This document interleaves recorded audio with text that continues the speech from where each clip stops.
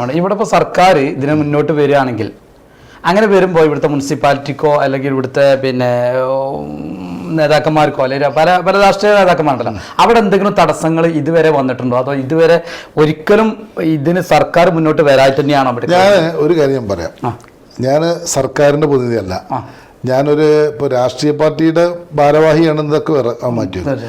മഞ്ചേരിയിലെ ഏതൊക്കെ രാഷ്ട്രീയ പാർട്ടി ഉണ്ടോ, ഏതൊക്കെ സംഘടനയുണ്ടോ, അവരെ മുഴുവൻ ഈ മെഡിക്കൽ കോളേജ് സ്ഥലം ഏറ്റെടുത്ത് സർക്കാർ തുടങ്ങാൻ തീരുമാനിച്ചാൽ അതിൻ്റെ കൂടെ നിർത്തി കൊടുക്കാൻ ഞാൻ ഗ്യാരണ്ടി കൊടുക്കാം.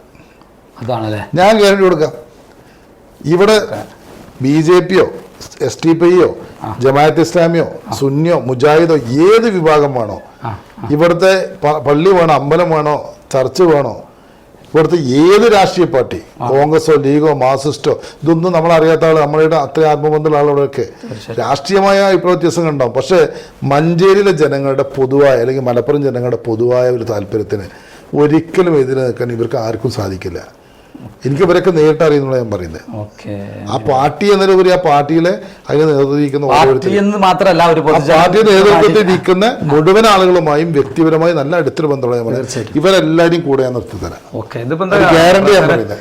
മനസ്സിലാക്കേണ്ട കാര്യം എന്താ വെച്ചാൽ ഒരു പാർട്ടിന്റെ സമൃദ്ധനായ ഒരു നേതാവാണ് മൂപ്പര്, പക്ഷേ എങ്കിലും പൊതുജനങ്ങൾക്ക് വേണ്ടിയിട്ടാണ് സംസാരം വന്നത്. കാരണം എന്താ വെച്ചാൽ നമുക്ക് അവിടെ ചിന്തിച്ചാറി മൂപ്പര് പറഞ്ഞത്, മൂപ്പര് പാർട്ടിക്കാരെ മാത്രമല്ല പറഞ്ഞത്, മഞ്ചേരി അങ്ങാടിയിൽ നമുക്ക് പൊതുജനങ്ങൾക്ക് വേണ്ടിയിട്ട് നമ്മളെ മെഡിക്കൽ കോളേജിലേക്ക് സർക്കാർ എന്ത് തരുന്നുണ്ടോ അല്ലെങ്കിൽ അതിലേക്ക് സർക്കാർ മുന്നോട്ട് വരുമ്പോൾ എന്താണോ ഞാൻ ചെയ്യിക്കേണ്ടത് അത് ചെയ്യിക്കുക എന്നുള്ളതാണ് പിന്നെ ബഹുമാനപ്പെട്ട റഷീദാക്ക പറഞ്ഞത് സംഭവമാണ്. അതിൽ ഒരു കാര്യം കൊടുത്തരാം. ഇപ്പം മഞ്ചേരി മുനിസിപ്പൽ കൗൺസിലിന് ഒന്നടങ്കം കൂടെ നിർത്തിത്തരാം. UDF ഭരിക്കുന്ന ആളാണ്. എനിക്ക് അതിനകത്ത് ഒരു അഭിപ്രായ സ്വാതന്ത്ര്യമാണ്.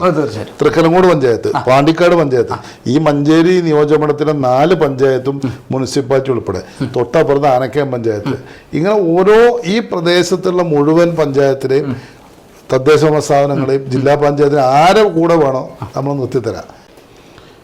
പിന്നിപ്പോൾ ഞാൻ നിങ്ങളെ ചാനലിനെ കുറിച്ച് ഞാനിപ്പോൾ ഈ കഴിഞ്ഞ ദിവസങ്ങളിൽ നിന്ന് വിളിച്ചപ്പോഴേ അറിയുന്നത്. അപ്പോൾ നിങ്ങളെ ചാനലിൽ ഇപ്പോൾ ആദ്യത്തെ ഒരു പ്രക്ഷേപണത്തിൻ്റെ സാധനം ഞാൻ കണ്ടു.